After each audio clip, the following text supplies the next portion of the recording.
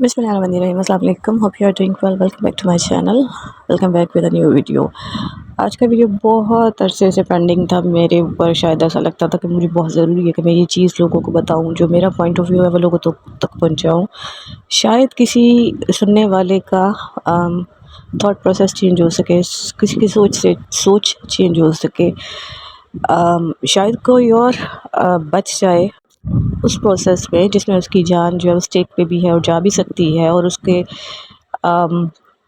उसको कुछ भी नहीं मिल सकता सब कुछ देने के बाद। Yes, I am talking about Dunki, और I am talking about those people जो पूरी दुनिया में जाते हैं मुख्तलिफ गलत रास्तों के ज़रिए और डेंजरस रास्तों का इंतखाब करते हुए वहाँ पे पहुँचते हैं। और इसमें कोई ढकी छुपी बात नहीं है कि कितने लोग पहुँचते हैं और कितने लोग गायब होते हैं जिनका आज तक पता नहीं चलता, और कितने लोग हैं जो बहुत शदीद सफ़र करके या तो वापस ही आते हैं और इवन आगे भी निकल जाते हैं। तो एक बात याद रखिएगा कि आपके टेस्ट, आपकी आजमाइशें आपकी अपनी पर्सनल हैं, इन्होंने ख़त्म नहीं होना। अगर आप ये समझते हैं कि आप मार्स पर जाके छुप जाएंगे तो अल्लाह ने जो आपके लिए आपके नसीब में आजमाइश लिख रखी है वो उससे आप बच जाएंगे, तो ये आपकी बहुत बड़ी गलतफहमी है। दूसरी बात ये है कि रिस्क के मामले में कॉन्सेप्ट ही लोगों के क्लियर है। ये कहाँ से रिस्क के कॉन्सेप्ट आ गए हैं हमारे अंदर कि किसी फ़लाँ जो है उसने वो गया है हमारे मोहल्ले में, उसने 2 घर बना लिए तो मैं 4 बना, वो उसने फ़लाँ गया है तो उसने 4 बना लिए हैं। उसके घर वाले उसने ये कर दिया, उसने वो कर दिया। आपको क्यों समझ नहीं आती है कि उसका रिस्क उसका ज़ाती रिस्क है, पर्सनलाइज्ड है, कस्टमाइज्ड अल्लाह ने उसके लिए लिखा हुआ है। आपका रिस्क आपके लिए है। आपको अपने रिस्क के ऊपर अव्वल तो बिलीव ही नहीं है, ना आपको अल्लाह के ऊपर बिलीव है। उसके बाद आपको ये भी मालूम नहीं है कि जो रिस्क अल्लाह ने किसी को दिया है, हमें नहीं मालूम कि उसकी उम्र कितनी है, या ये जो भी हमें बहुत अच्छा दिखाई दे रहा है इसके पीछे गलत क्या है। सबसे बड़ा जो नुकसान ओवरसीज़ पाकिस्तानी, ओवरसीज़ इंडियंस ने पाकिस्तान और इंडिया को पहुंचाया है, या यहाँ के लोगों को पहुंचाया, या इवन अपने ही रिश्तेदारों को पहुंचाया, वो ये पहुंचाया कि वहाँ पे मेहनत करते रहे हैं वो लोग, और यहाँ पे लोग आराम से बैठ के उस मेहनत का खाने वाले लोग थे। 10-10 लोग, 12-12 लोग वो फैसिलिटेटर बन गए, वो बेनिफिशरी बन गए उस सिस्टम के, वो एक इंसान की मेहनत के। जबकि हर इंसान को अपने रिस्क के लिए कोशिश खुद करना होती है, हर इंसान को अपने लिए काम खुद करना होता है। अब लेकिन यहाँ पे हम दूसरों पे, वो बेचारे लोग, उन लोगों को भी आपने अपने ऊपर रिलाय करना, अपने ऊपर डिपेंडेंट करना सिखा दिया। ना अपने ऊपर, ना अपनी एबिलिटीज़ के ऊपर, ना अपनी कैपेबिलिटीज़ के ऊपर, और ना ही अपनी ज़ात के ऊपर उनका भरोसा रहा कि हम कुछ भी कर सकते हैं। और अगर वो कुछ कर सकते हैं तो उनसे जब भी कभी पूछेंगे तो उनको पता होगा बड़ा भाई कनाडा में, हम भी बाहर जा रहे हैं। भाई बड़ा भाई तो कनाडा में अपना रिस्क कमा रहा है, आप क्या कर रहे हैं यहाँ पे बैठ के। दूसरी बात ये है कि, और आप पूछे पता चलेगा जी वो पैसे आते हैं बाहर से। कभी आपने पूछा इन ओवरसीज़ पाकिस्तानियों के हालात क्या हैं? कभी देखें इनकी हॉरिबल स्टोरीज़ को, जो सारी ज़िंदगी सस्ती से सस्ती मार्ट में से चीज़ें, सब्जियां उठाते हैं, और वो आलू और चिकन और वो इस तरह का खाना, वो जो फ्रिज में रखा हुआ, जो पता नहीं कितने कितने दिन वो चला के खाते हैं। कई दफ़ा खाना खाना भी भूल जाते हैं, कई दफ़ा एक बर्गर, एक फ़िश बर्गर, इस पे वो गुजारा करते हैं, और उसके बदले में वो कितनी मेहनत करते हैं। खुद वहाँ पे वो छोटे छोटे से कमरों में, छोटे छोटे से फ्लैट्स में रहते हैं, और यहाँ पीछे घर वाले बड़ी से बड़े मकान बना के शान बना रहे होते हैं अपने कि बेटा बाहर है। कभी उस बेटे की आप लोगों ने स्ट्रगल के बारे में सोचा भी है, उसकी मेहनत के बारे में, कि जहाँ लोग 8 घंटे काम करते हैं, मैं भी वहाँ पे 12 घंटे 16 घंटे काम कर रहा है। वो उस मौसम की सख्ती बर्दाश्त कर रहा है जहाँ आप लिहाफ के अंदर हीटर लगा के बैठे होते हैं और मज़े कर रहे होते हैं, चाय की चुस्कियाँ ले रहे होते हैं, और वो वहाँ पे बर्फ़ में या तो बर्फ़ उठा रहा होता है या कोई और इस तरह के काम कर रहा होता है। खुदारा इस चीज़ को समझें, हर एक का रिस्क अपने लिए अपना अल्लाह ताला ने पर्सनलाइज्ड रखा है उसके लिए। और रिस्क में सिर्फ पैसा नहीं आता, रिस्क में उम्र भी आती है। हो सकता है एक आदमी 40 साल की उम्र में, 45 साल की उम्र में आपको बहुत तरक्की करता हुआ नज़र आ जाए, और 55 साल की उम्र में अचानक आपको पता चले कि उसकी डेथ हो गई है, तो उसने अब तो अपना रिस्क खाना ही खाना था। रिस्क के मामले में एक और बात याद रखिएगा कि जितना ज़्यादा आप सेटिस्फेक्शन में रहते हैं कम पे, अल्लाह ताला ने कुरान में कहा है जो मेरे कम रिस्क दिए हुए रिस्क पे राज़ी हो जाता है, मैं उसे और रिस्क अता करता हूँ। तो हमारे यहाँ तो हम एक घर बनाते हैं तो हम सेटिस्फाई नहीं होते, तो हमें समझ में आता है ये दूसरा एक और प्लॉट है, इसके ऊपर भी बना के इसको हम रेंट पे दे देते हैं। फिर जब हम दूसरा बनाते हैं तो हमें समझ आती है फ़लाँ ने फ़लाँ पोश एरिया में घर बना लिया, हमें भी वहाँ पे जाना चाहिए, तो हम वहाँ पे चले जाते हैं। और अगर आपको कुछ भी करना है ना, तो अपने बलबूते पे कीजिए। ये जो डंकी लगा के आप बाहर जाके आप ये सोचते हैं कि आप पीछे पूरी फैमिली को सपोर्ट करेंगे, वो फैमिली जब आप वापस आते हैं चंद दिनों के लिए, तो वो सिर्फ चंद दिनों के लिए आपको खुशामदीद कहती है। آپ وہاں پہ 1 مہینہ سے زیادہ 1 سال رہ کے دکھائیں تو آپ کو اصل جو ان کے ریئل فیسز ہیں ان لوگوں کے، وہ آپ کو سمجھ آ جائیں گے۔ آپ صرف 2 مہینے باہر بیٹھ کے ان لوگوں کو وہی خون کے رشتے، وہی بلڈ ریلیشنز جن کو آپ نے اپنے ہاتھوں میں کھلایا ہو، اپنے ہاتھوں میں پالا ہو، آپ ان کو صرف 2 مہینے اگر ان کو پیسے دینے بند کر دیں تو ان کے ریئل فیسز آپ کے سامنے آ جاتے ہیں۔ تو خدارا باہر جا کے دوسروں کو فیسیلیٹیٹ کرنے کی بجائے اپنے آپ کو یہاں پہ کھڑا کرنا سیکھیں، یہاں پہ اپنے آپ کو اسٹیبل کرنے کی کوشش کریں، کیونکہ رسک تو وہی ہے جو یہاں پہ آپ کو ملنا ہے اور وہاں پہ جا کے ملنا ہے۔ جو رسک اللہ نے وہاں پہ آپ کو دینا وہ یہاں پہ بھی تو دے سکتے ہیں۔ اب اس وقت تک جانے کے لیے پھر آپ کیا کرتے ہیں؟ زمینیں بیچتے ہیں، قرضے اٹھاتے ہیں، جو گھر آپ کے پاس ہوتا ہے وہ بھی بیچ دیتے ہیں، اور اس کے بعد آپ لوگوں نے کتنی ہارریبل سٹوری سنی ہے آج تک۔ دنیا چیخ چیخ کے مر گئی ہے، اور آپ لوگوں کو بھی سمجھ نہیں آتا کہ وہاں پہ جائیں گے تو وہاں پہ ہم زیادہ کمائیں گے، کیونکہ ہم بہت زیادہ ایک تو ویلدی ہونا چاہتے ہیں، اور اس کے بعد ہم اپنی فیملی کو سپورٹ کرنا چاہتے ہیں۔ پہلی بات تو یہ یاد رکھیے گا کہ فیملی کا ایک ایک فرد جو بالغ ہے اس کا اپنی ذمہ داری ہے کہ وہ اپنے رزق کمانے کے لیے کوشش کرے۔ اور in next videos I will be talking about even women to be financially independent, اور یہ کتنا ضروری ہے اور کتنی آسانی کے ساتھ وہ یہ تھوڑا سا فائنینشیل گین اپنے لیے، اپنی ضرورت کے لیے اللہ ان کو دے سکتے ہیں، ان کے لیے ہیلپ آؤٹ کر سکتے ہیں۔ اور وہ کیوں نہیں کرتی یوز اپنی کیپیبلٹیز کو، اپنے مائنڈ کو، اپنے اسکلز کو؟ بہت ساری وومن کر بھی رہی ہوتی ہیں، لیکن پھر again coming back on the topic, باہر جو ٹنکی لگا کے جاتے ہیں ان کے لیے پہلی بات تو آپ اپنا سارا کچھ بیچ کے جاتے ہیں، 10-10 لاکھ، 15-15 لاکھ، 5 لاکھ، چلے کچھ تو دے کے جاتے ہیں نا۔ کیوں اتنا توکل آپ کے اندر نہیں ہوتا کہ ہم یہی 5 لاکھ 10 لاکھ لگا کے پاکستان میں کاروبار کریں گے تو ہمیں جو ہے اس کا فائدہ نہیں ہو سکتا، وہ اور ہم یہاں پہ رسک نہیں ہو سکتا، کمایا جا سکتا؟ کیونکہ ہم لوگ سنی سنائی باتوں میں بلیو کرتے ہیں جن میں شاید کچھ سچائی بھی ہے، مگر ہم یہ نہیں سمجھ پاتے کہ that is not for every one. اگر ہم یہ کہتے ہیں کہ پاکستان میں کوئی کاروبار نہیں کرنے دیتا، تو ہمارے ہی ملک میں ملک ریاض جیسا نام موجود ہے جنہوں نے یہاں پہ ہی کاروبار کیا ہے، یہاں پہ ہی انہوں نے دولت کمائی ہے، یہیں پہ وہ بیٹھ کے امیر ہوئے ہیں، ان کے پاس ڈالرز کی اور وہ فورن کرنسی اور باہر کے ملک میں جا کے دبئی کی مزدوری نہیں ہے۔ آپ سمجھیں اس بات کو۔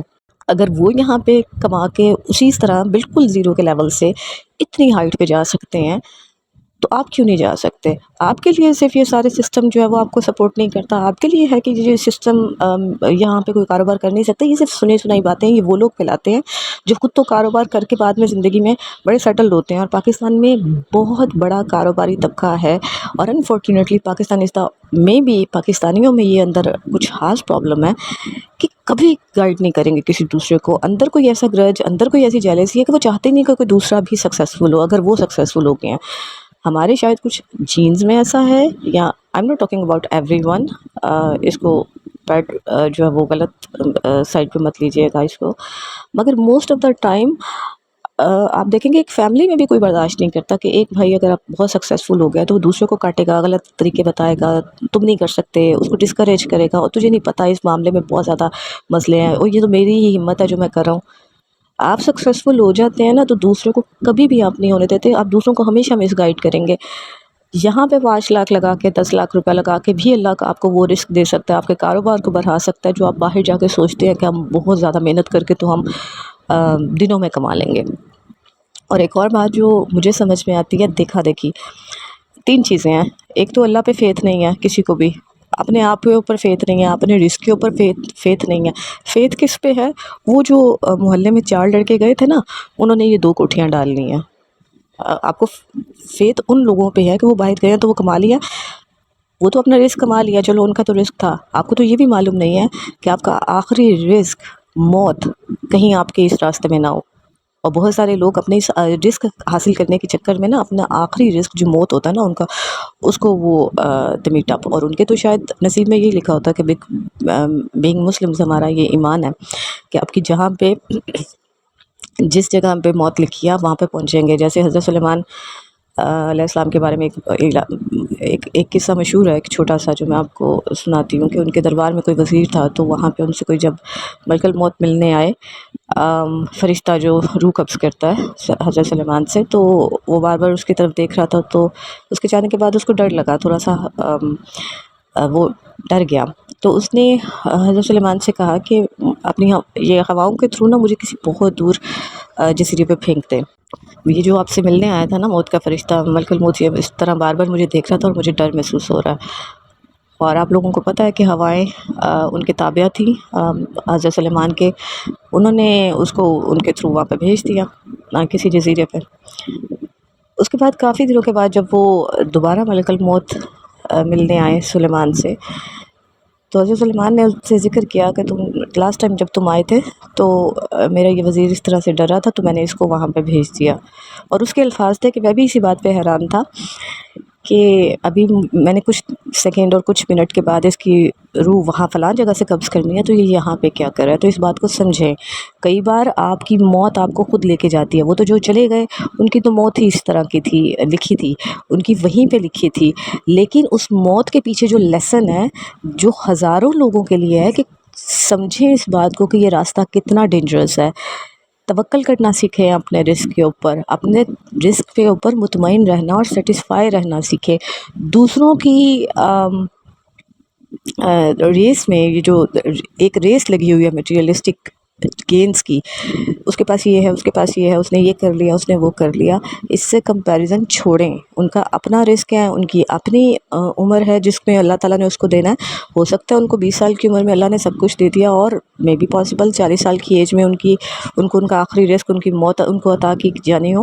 اور آپ کو ہو سکتا ہے 40 سال تک سٹرگل کروائی جانی ہو اور 40 سال کے بعد آپ کو اچھا رزق دیا جانا ہو اور اس کے بعد 70 ایئرز میں آپ کو اللہ نے واپس بلانا ہو. تو اس بات کو سمجھنے کی کوشش کریں، ان راستوں سے بچیں، اللہ پہ ریلائی کریں، سیٹسفیکشن میں آئیں، جو ہے اس پہ راضی رہنا سیکھیں.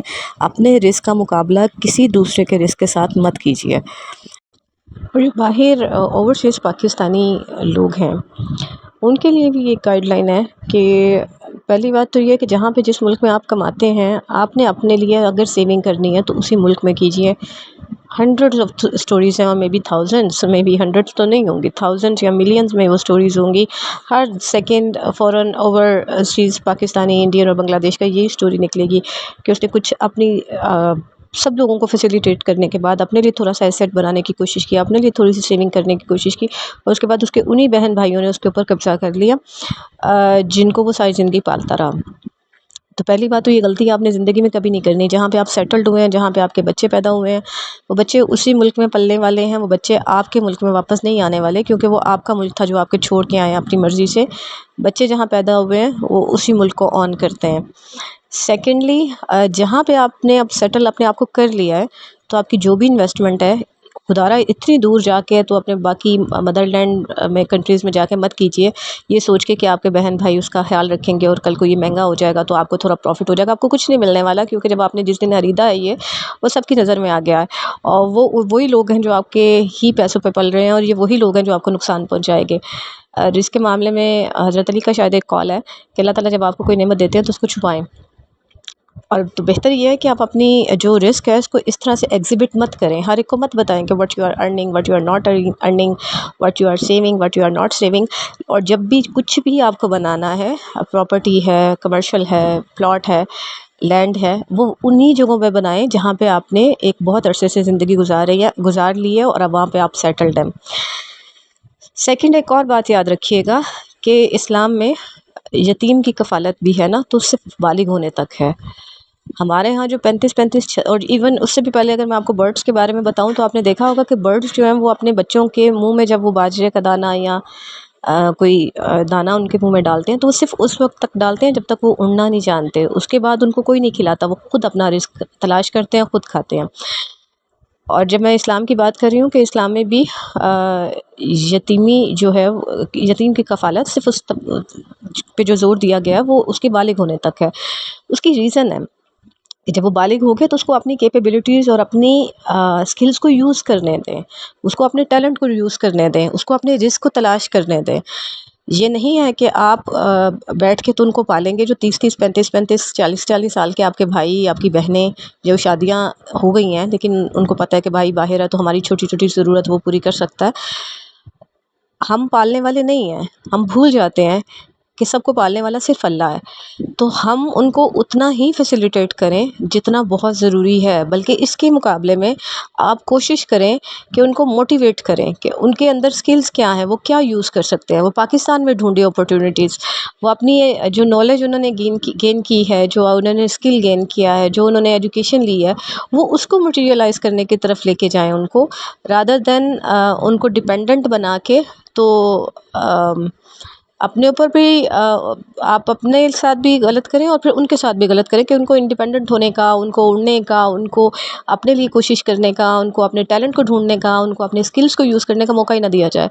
رسک کا میٹر جو ہے نا یہ بہت واسٹ ہے، رسک کا میٹر بہت انٹرسٹنگ ہے. رسک کا میٹر جو میں نے سمجھا ہے زندگی میں، یہ کیسے چینج ہو سکتا ہے، آپ اس کو کیسے چینج کر سکتے ہیں، آپ اور کیسے لے سکتے ہیں، آپ بڑھا کیسے سکتے ہیں. ویسے تو اس میں بہت سارے اللہ تعالیٰ نے راز رکھے ہوئے ہیں، اور اولیاء اللہ نے ہمیں بتایا بھی ہے کہ کیا وہ طریقے ہوتے ہیں کہ جب آپ ان میں سے نکل سکتے ہیں، مگر کیا آپ اس کو چینج کر سکتے ہیں.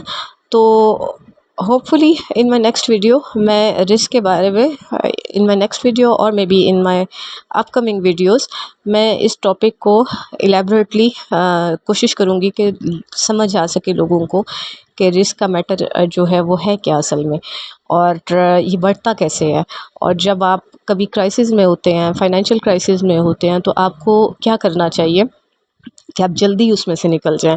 یہ اس کے لیے میں ایک الگ سے ویڈیو بناؤں گی. If you like my video then please subscribe, like and share it. Also, if anyone want any astrology consultation with me, they can contact me on my website. I have given link in my description, so you can book a consultation with me. Hope you like my video. Thank you. Allah Hafiz. Take care.